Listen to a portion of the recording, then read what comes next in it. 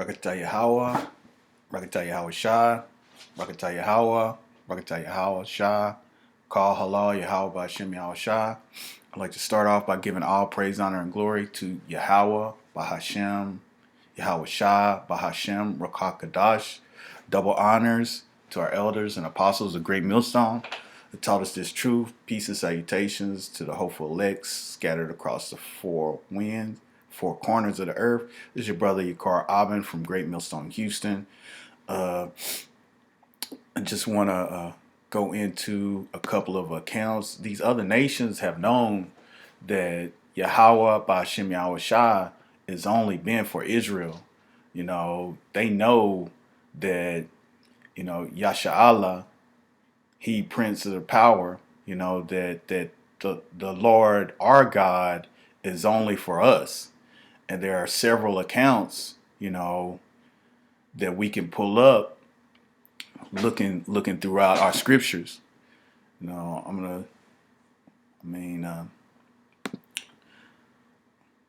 gonna go back to Isaiah 28:9. Whom shall he teach knowledge, and whom shall he make understand doctrine? Them that are weaned from the milk and drawn from the breast. For precept must be upon precept, precept upon precept, line upon line, line upon line, here a little and there a little. With stammering lips and another tongue will he speak to his people. Okay, so the Lord is going to, speak through his book to his people through different people in the book, and they're all going to say essentially the same thing. This is people don't seem to realize that the Lord is only dealing with Israel. Yeah, the other nations are extras in the movie. Esau being the main extra, but the Lord is only dealing. The Lord is only our God. He's not the God of all the other nations, and the other nations know this. Well, they've known it, for a long time. Start out here in Kings. Okay, this is the account of Queen Sheba. Okay, this is Kings, 1 Kings chapter 10 and verse 4. And when the queen of Sheba had seen all Solomon's wisdom and the house that he had built, all the meat of his table, and the sitting of his servants, and the attendance of his ministers, and their apparel, and his cupbearers, and his ascent by which he went up unto the house of the Lord, Yahweh Shem Yahweh Shah, there was no more spirit in her. So she was in awe with King Solomon. But and she said to the king, it was a true report that I heard in mine own land of thy acts and of thy wisdom. Howbeit, I believed not the words until I came and my eyes had seen it. And behold, the half was not told me. Thy wisdom and prosperity exceedeth the fame which I heard. Happy are thy men, happy are these thy servants, which stand continually before thee, and that hear thy wisdom. But this is the point. Blessed be the Lord, Yahweh Shem, Yahweh Shah, thy power, which delight in thee to set thee on the throne of Israel. Because the Lord, Yahweh Shem, Yahweh Shah, loved Israel forever. Therefore, he made thee king to do judgment and justice. So she knew that Yahweh, the Lord Yahweh, had set up King Solomon over Israel because he loved Israel. He didn't say, the Lord loved Egypt. No, she said the Lord loved Israel. So he set you, King Solomon, over them. Such a wise man. So okay, she was the queen of Sheba. She knew that Yahweh was only for Israel. Let's get another account. Here's Joshua 2:9. This is the account with Rahab. Okay.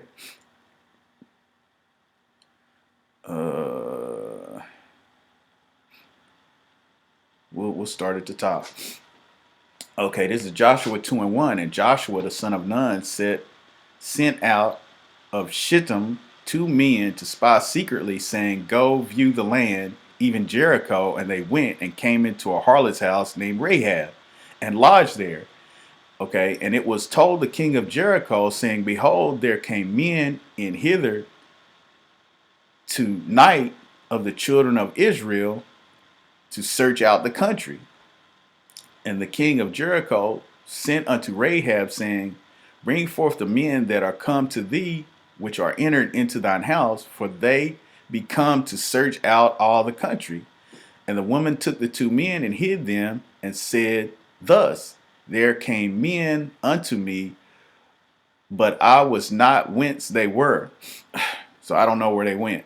"And it came to pass about that time of shutting of the gate, when it was dark, that the men went out. Whether the men went, I wot not. Pursue after them quickly, for ye shall overtake them." But she had brought them up to the roof of the house, and hid them with the stalks of flax, which she had laid in order upon the roof.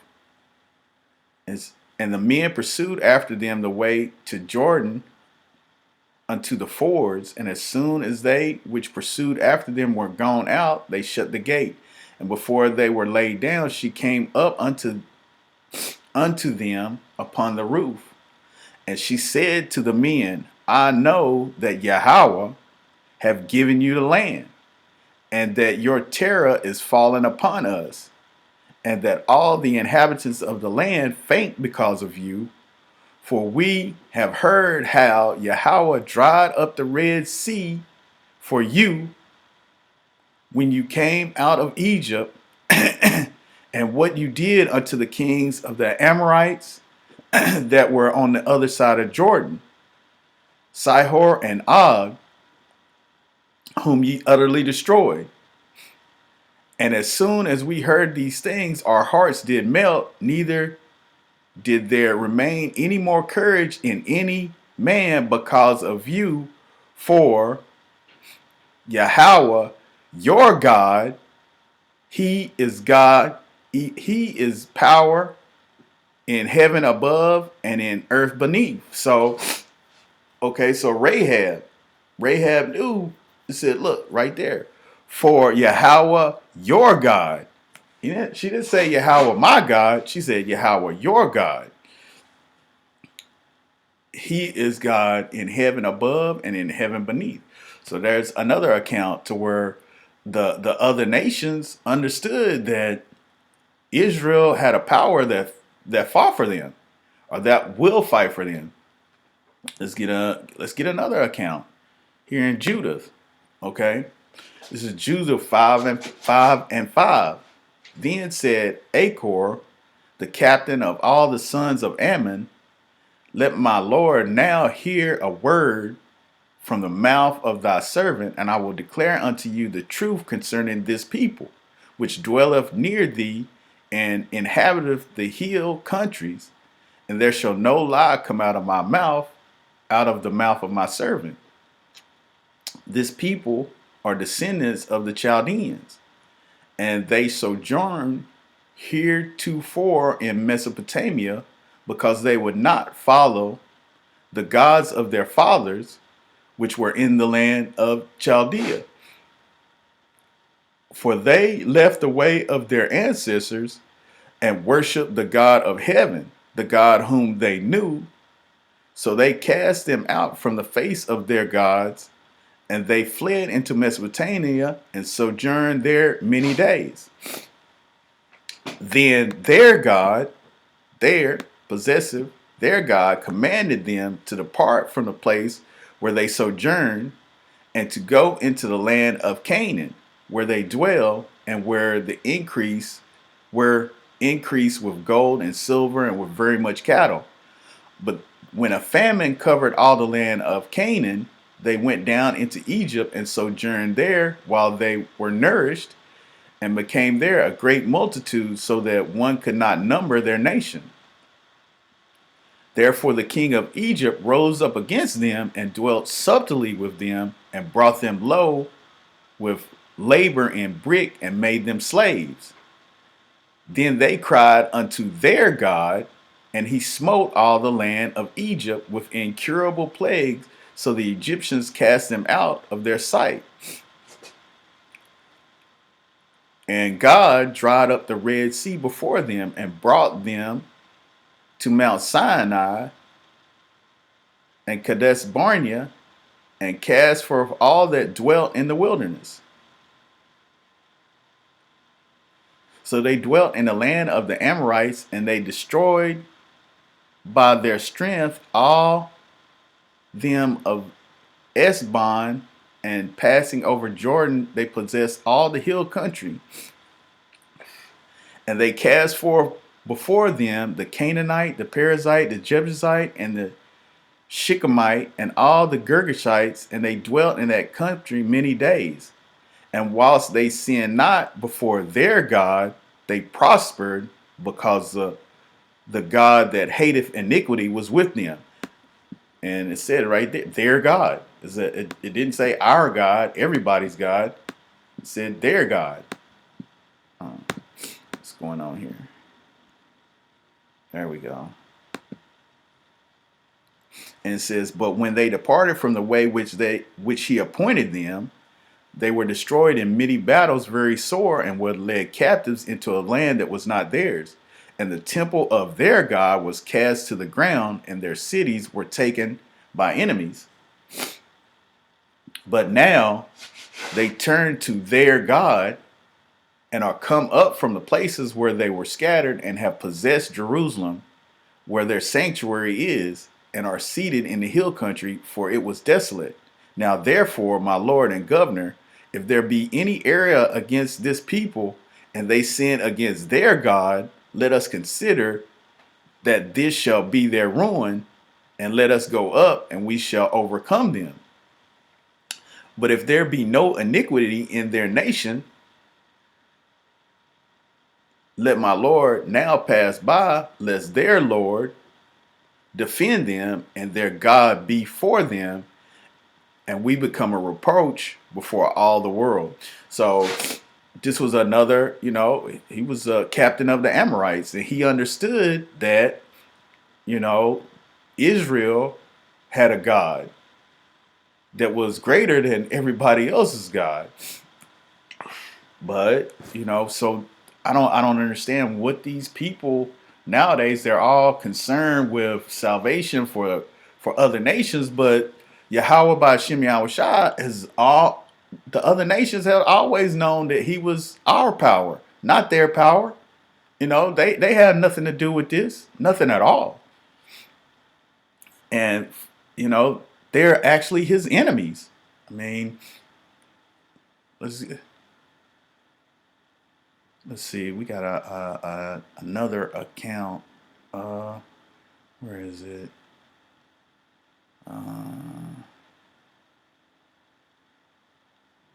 Ezra. Yeah. Okay. This is Ezra chapter 4 and verse 1. Now when the adversaries of Judah and Benjamin heard that the children of the captivity builded the temple unto the Lord God of Israel, Yahweh by Shem Yahushua of Israel,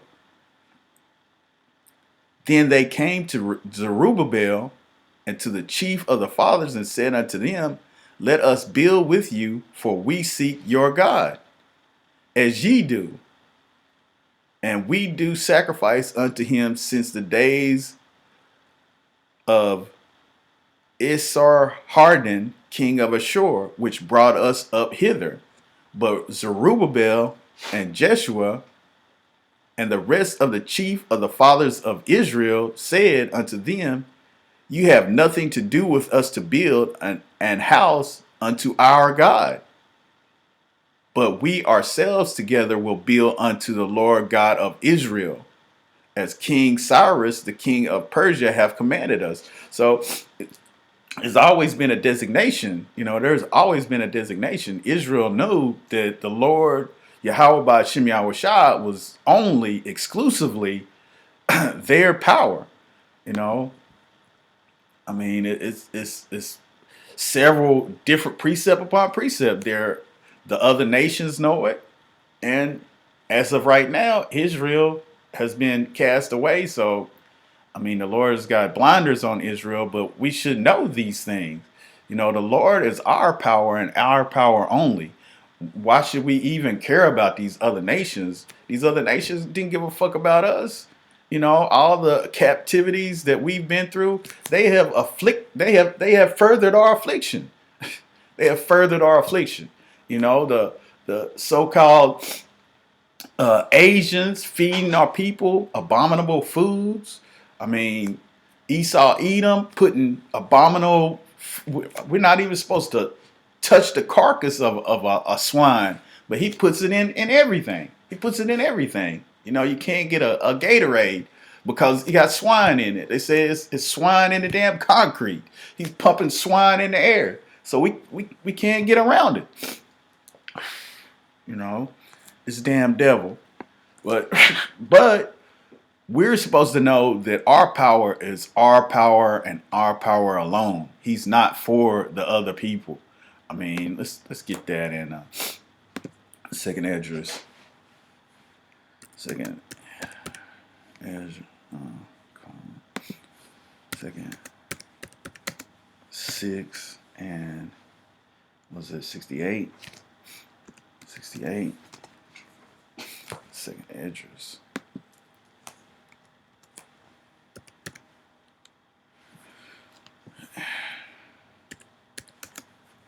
Oh, come on. Autocorrect.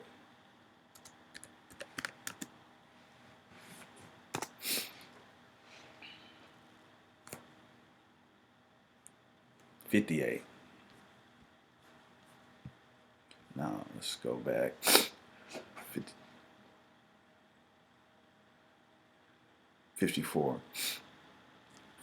Okay, this is second Ezra 6 and 53. Upon the sixth day thou davest commandment unto the earth, that before thee it should bring forth beasts, cattle, and creeping things. And after these, Adam also, whom thou madest Lord of all thy creatures, of him come we all, and the people also whom thou hast chosen. What? So the Lord chose a people. He said, okay, it says, whom after these, Adam also, whom thou madest Lord of all thy creatures, of him come we all, and the people also whom thou hast chosen.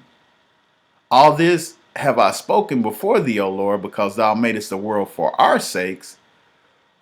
As for the other people, which also come of Adam, thou hast said that they are nothing but be like unto spittle, and hast likened the abundance of them unto a drop that falleth from a vessel. And now, O Yahweh, by Shem Yahushua, behold, these heathen, which have been ever reputed as nothing, have begun to be lords over us and to devour us. But we, thy people, whom thou hast called thy firstborn, thy only begotten, and thy fervent lover, are given into their hands. If the world now be for our sakes, why do we not possess an inheritance with the world? How long shall this endure? So right there, I mean, it tells you the Lord is not concerned about the other nations. The Lord is not concerned. They don't receive salvation. They don't receive any of the promises. They don't receive any of that. They're just extras in the movie. You know, Esau Edom just happens to be the villain, and he gets the worst punishment because he's done the most to the children of Israel. But none of the other nations are included in this.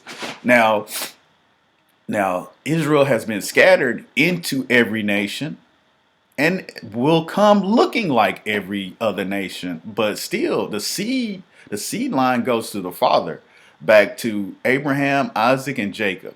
So it doesn't really matter what you look like, your outward appearance, because the seed line is that of Jacob. The seed line is that if you are the seed line of Jacob, it doesn't matter if you look like a so-called Edomite. The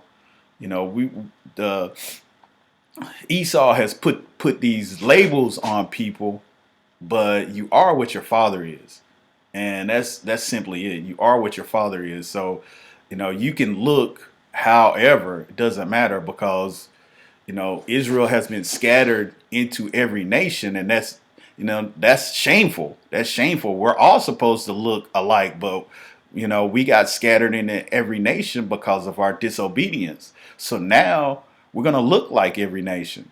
We're gonna look like them. So your outward appearance has nothing to do with whether you're an Israelite or not. It just so happens that the Israelites were a dark skinned people. You know, the Israelites were a dark, light skinned to dark skinned people.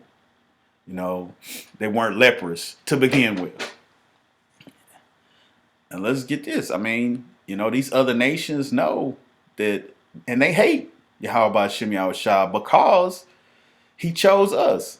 He chose one people, so they hate us. So let's go. I mean, so these other nations know that Yahweh Shah is only for Israel.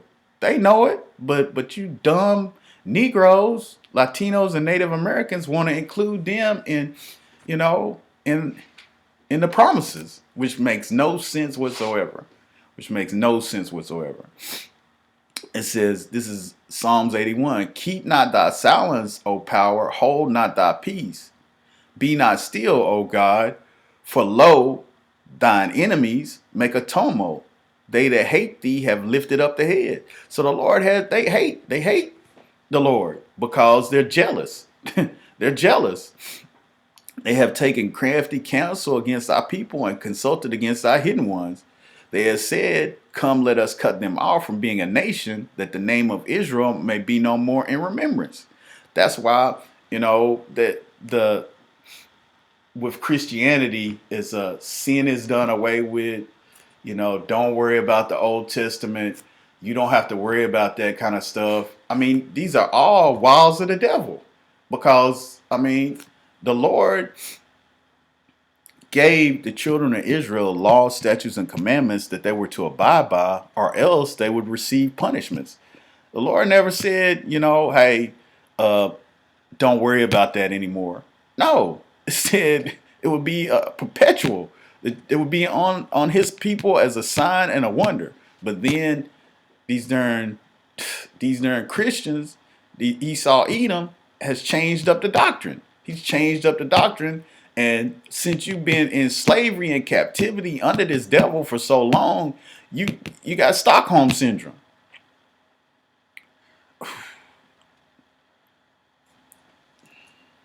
Yeah, it's sad. It's sad. Well, I hope this lesson is edifying. I would like to give all praise, honor, and glory to Yahweh, Bashem, Yahweh Shah, Bashem Rakakadash. Double honors to our elders and apostles of Great Millstone that taught us this truth. Peace and salutations to the hopeful elect.